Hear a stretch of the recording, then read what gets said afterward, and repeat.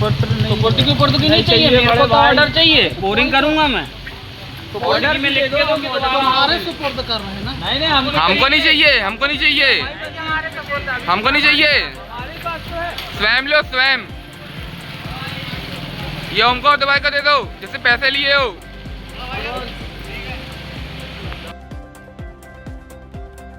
प्रशासन की बड़ी लापरवाही सामने आई है, जहां बिल्डर ने बड़ा आरोप लगाते हुए बताया कि पूर्ण दस्तावेज होने के बाद भी बिना आदेश के मशीन जब्त करने अधिकारी पहुंचे थे, लेकिन उन्होंने उल्टा पांव वापस लौटना पड़ा।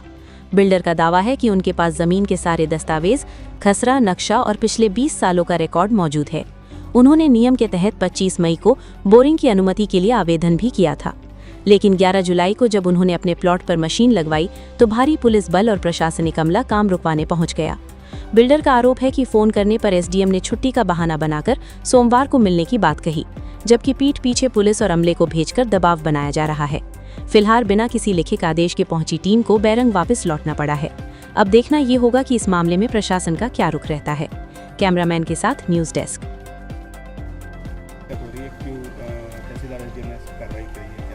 भैया कार्रवाई इन लोग करने आए थे मगर कर नहीं पाए क्योंकि मेरे डॉक्यूमेंट पूरे परफेक्ट हैं।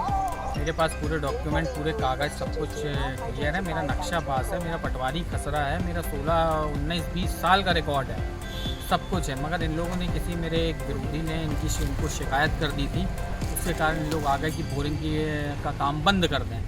अब बोरिंग का काम सर बंद कर देंगे तो उसके लिए इनसे मैंने कागज़ मांगा कि आप कोई ऑर्डर हो तो मुझे दे दें, तो इनके द्वारा मुझे कोई ऑर्डर नहीं दिया गया और ना ही मुझे ये बताया गया कि मैं क्यों बंद कर दूँ। इनने बोले कि आपने परमिशन नहीं ली, तो 30 जून तक की परमिशन, कलेक्टर साहब का ऑर्डर था, 30 जून तक आपको बोरिंग कराने के लिए अपने प्लाट में परमिशन लेनी थी।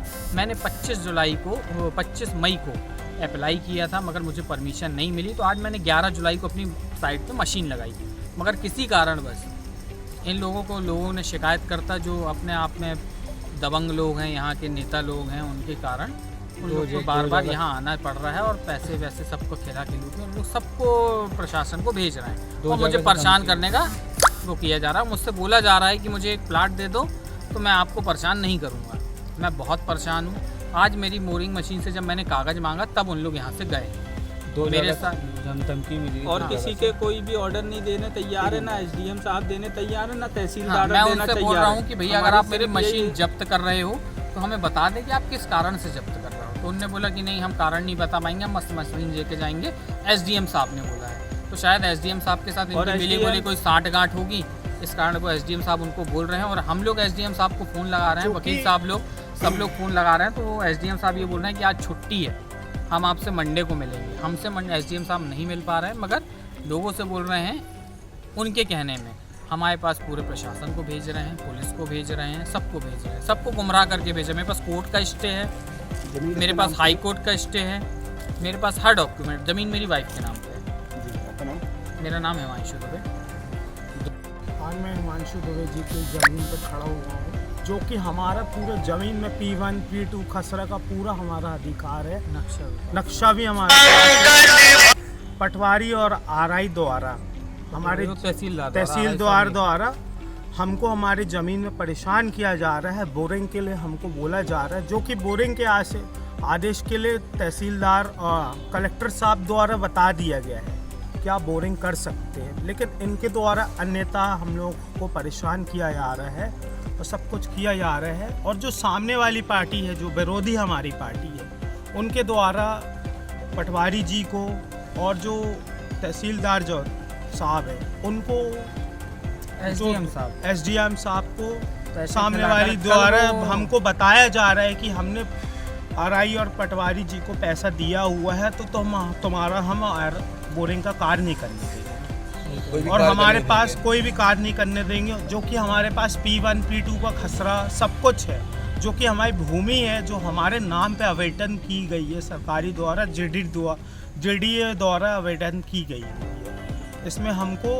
आरआई और पटवारी द्वारा प्रेशर बनाया जा रहा है कि आप अपने यहाँ पे काम नहीं किया जाए, जो कि हमारे द्वारा बस इतना ही पूछा गया कि साहब अगर हम अपने भूमि में बोरिंग ना किया जाए तो आप हमको बस इतना भर बता दें कि हम क्यों ना कर जाए, आप हमको कोई आदेश शो करें या कुछ भी दिया जाए।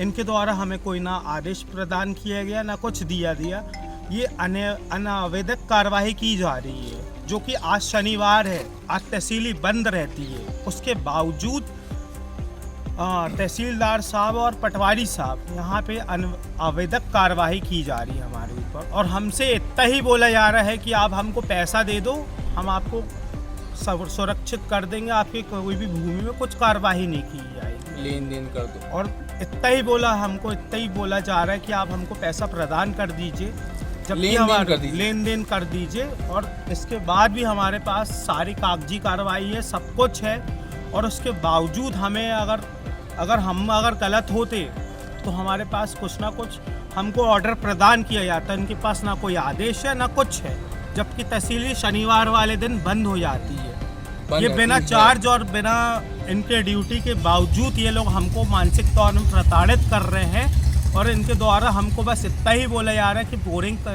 बोरिंग ना करवाए जाए, और हमारी बोरिंग की जो भी गाड़ियाँ है जो भी है कि इनके ऊपर हम ये फलानी कार्रवाई कर देंगे। तो बस मैं यही बोलना चाहूँगा कि अगर ऐसा कुछ है तो हमको ऑर्डर बस प्रदान किया जाए, लेकिन उनके पास कोई ऑर्डर की कार्रवाई नहीं है, ना कोई इनके पास कोई कागज़ है ना कुछ है।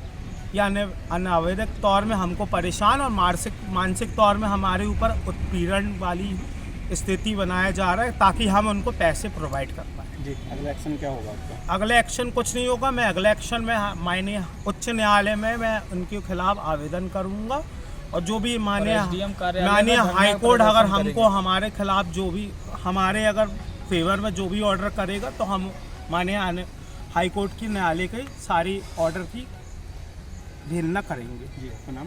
मेरा नाम है advocate Akshay Yadav, MP high court.